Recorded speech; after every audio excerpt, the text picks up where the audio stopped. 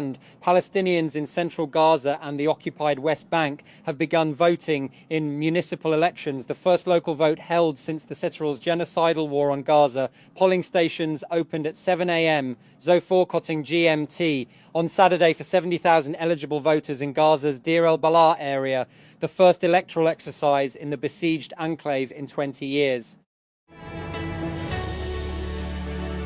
And overnight Russian attacks in 8 regions of Ukraine have killed at least 5 people and wounded 30 others. Ukrainian officials say the central Ukrainian city of Dnipro was hardest hit, with more than 20 people reported wounded, including a 9-year-old and 2 police officers, according to a Telegram statement from Ukraine's national police.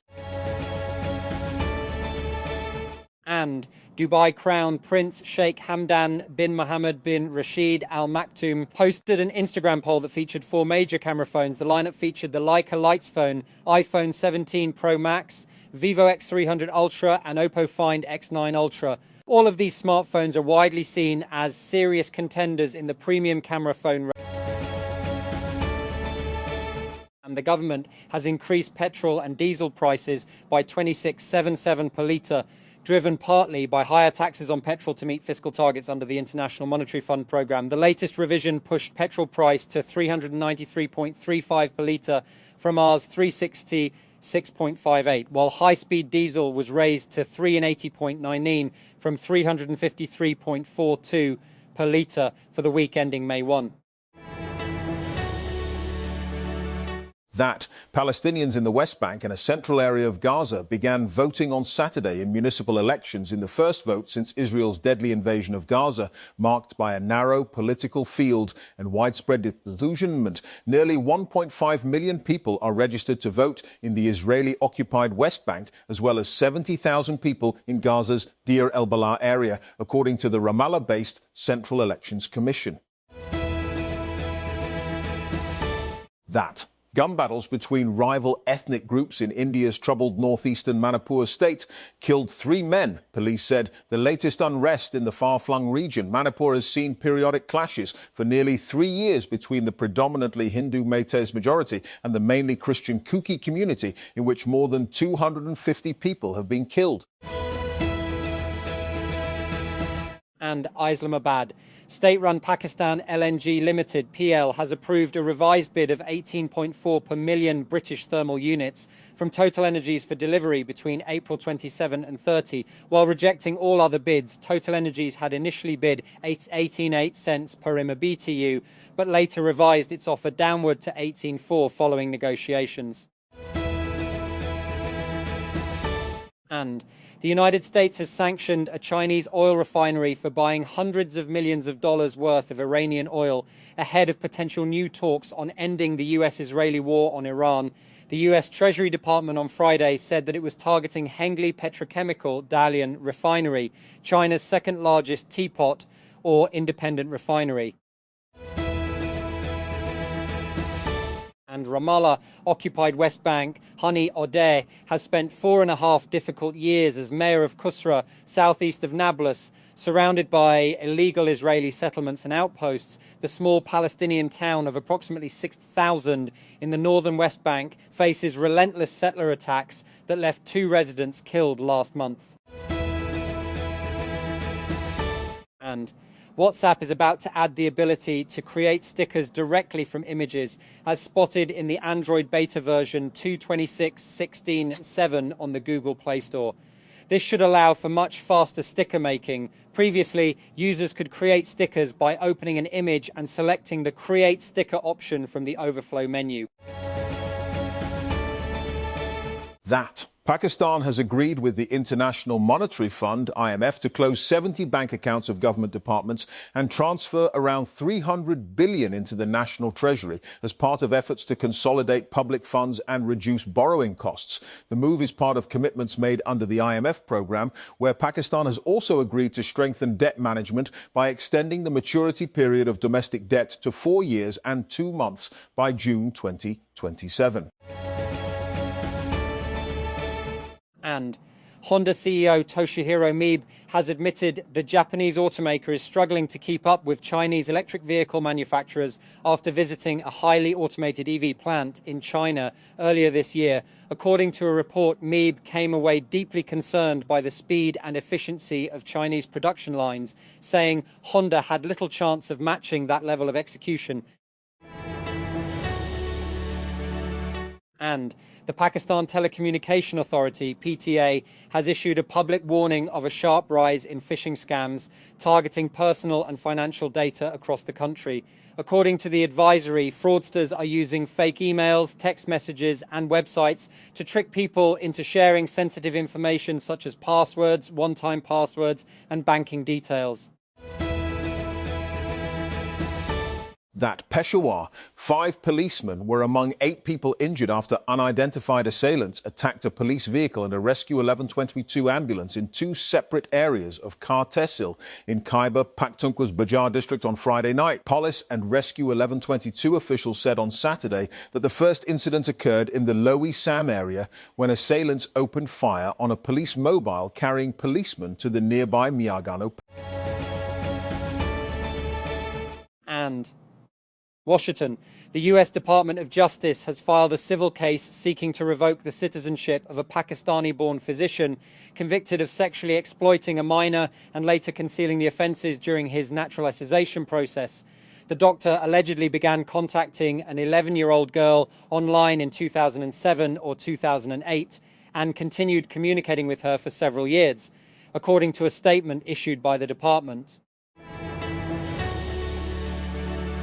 That I'd first heard of Pfizer Butts when the novelist H.M. Naqvi had told me that her artwork was being used on the cover of his rollicking debut novel, Homeboy, 2009. That the HarperCollins India edition of that book boasted a striking image that showcased Pfizer's now signature style, which sees her put her own distinctive spin on the painstaking Indo-Persian pardocked pointillism miniature technique. Fast forward 16 years, Pfizer is now set to represent Pakistan at the 61st Venice Biennale, VB, arguably the most prestigious and influential event on the global contemporary art calendar, which kicks off on May 9 this year. That, titled Punj Terrain, this year's Pakistan Pavilion, curated by Beatriz Cifuentes Feliciano, marks only the second time the country has participated in the VB. Hence, the expectations and anticipation are naturally quite high.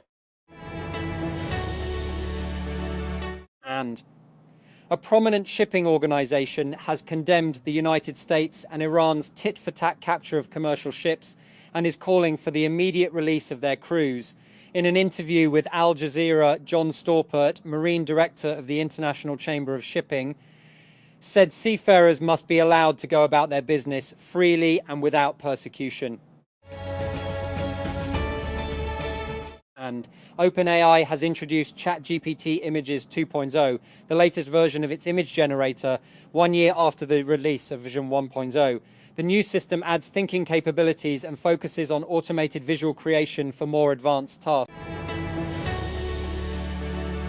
And Prime Minister Shehbaz Sharif has decided to allow spectators into the stadium for the final of the 11th edition of the Pakistan Super League, PSL. Interior Minister and PCB Chairman Mohsin Naqvi said on Saturday in a post on X, the PCB chairman said he had requested PM Shehbaz to allow spectators in the stadiums during the PSL 11 final. That. Jurors at the Venice Biennale International Art Exhibition said on Thursday they would not consider artists from countries whose leaders are facing charges at the International Criminal Court, an apparent reference to Russia and Israel. The 5 jury members who will select the winners of the Golden and Silver Lion Awards among the 110 participants said they felt compelled to commit to the defense of human rights as part of their role at the event, which opens on May 9. That President Asif Ali Zardari will visit China from April 25 to May 1 with a focus on economic and trade cooperation, as well as the China-Pakistan Economic Corridor, CPEC, the Foreign Office said. According to the FO, the president will travel to Changsha, Hunan Province, from April 25 to 27, and to Sanya, Hainan Province, from April 28 to May 1. And the Los Angeles Lakers, fueled by 29 points from LeBron James, beat the Houston Rockets 112-108 in an overtime thriller to take a 3-0 stranglehold in their NBA playoff series. James, the 41-year-old superstar playing in his 19th postseason, came up with a steal and a game three-pointer with 13.6 seconds left in regulation on Friday. And the US Senate will vote as soon as next week on a Democratic-led effort to prevent President Donald Trump from launching an attack on Cuba, Senate aides said on Friday. Responding to the Republicans' threats to take military action against the island, Democratic Senators Tim Kaine, Adam Schiff and Ruben Gallego introduced the Cuba War Powers Resolution last month. Under Senate rules, the Senate's Republican leaders must allow it to come up for a vote. And Prime Minister Shehbaz Sharif has decided to allow spectators into the stadium for the final of the 11th edition of the Pakistan Super League, PSL. Interior Minister and PCB Chairman Mohsin Naqvi said on Saturday. In a post on X, the PCB chairman said he had requested PM Shehbaz to allow spectators in the stadiums during the PSL 11 final. That. An early flood warning system designed to save the lives of thousands of people in the Everest region may no longer be working, Nepalese officials have admitted to the BBC after it was allowed to fall into a state of disrepair. The disclosure came after villagers in the local Sherpa communities told the BBC no inspection of the UN-supported project had been carried out for many years after the dangerous Imjar glacial lake was last drained in 2016. And 1 year after the tragic attack in Pahalgam in occupied Kashmir, India would have liked to be living in a different global reality. It would have liked to have Pakistan globally isolated, and it would have liked to be exercising the prerogatives of a regional hegemon in South Asia. It would have liked to be celebrated as the world's biggest fighter of terrorism, even though, and as Pakistan's Information Minister Ataullah Tarar pointed out, it has not presented any solid evidence or proof regarding the Pahalgam incident, nor has it offered satisfactory explanations. None of these things has happened. And Pakistan is being celebrated as a peace broker in a gnarly conflict. India has become regionally sidelined in the midst of a major conflict in West Asia, and New Delhi's support for terrorist activity in Pakistan has not gone unnoticed. And so India is doing what India does best under Modi, pretending that it lives in the reality it desires rather than the reality that exists. Speaking on April 22nd, 2026, the anniversary of the attack, and BJP leaders spoke as if Operation Sindoor, launched without providing proof of an alleged Pakistan connection, was the best decision in India's history. And Indian Defence Minister Rajnath Singh came out with the sort of bluster typical of Indian foreign policy. He said, "If you look at the history of India to date, India has not attacked any country in the world from its own side. But the one who is powerful does not attack anyone. But if a neighbour tries to create trouble, then ... all neighbours are fine, only one is troublesome." He also insisted the Indian military had, because of Operation Sindoor, and become stronger than before. As in the case of allegations linking Pakistan to Pahalgam, he provided no proof. And Peshawar, Khyber Pakhtunkhwa Chief Minister Mohammad Sohail Afridi on Friday warned of reassessing the provincial government's current approach and discontinuing cooperation with the federal government over delay in hearing of cases of PTI founder Imran Khan. If such trends persist, our provincial government may consider discontinuing the option of a boycott. The Chief Minister told a cabinet meeting.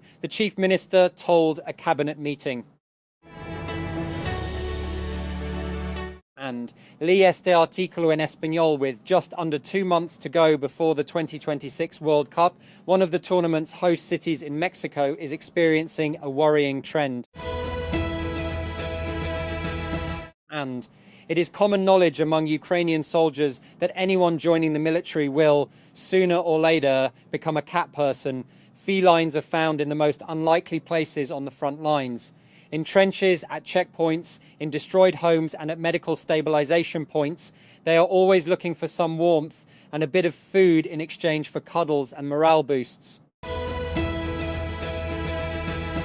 That. Pronto, An Indian instant house help startup is finalizing a funding round led by tech investor Lashi Groom that would value the fast-growing company at about $200 million after investment, TechCrunch has learned. The deal is expected to bring in about $20 million in fresh capital and would mark a sharp jump from the $100 million valuation at which the company raised $25 million in a Series B round led by Epic Capital in early March, doubling its valuation in a matter of weeks. Two people familiar with the matter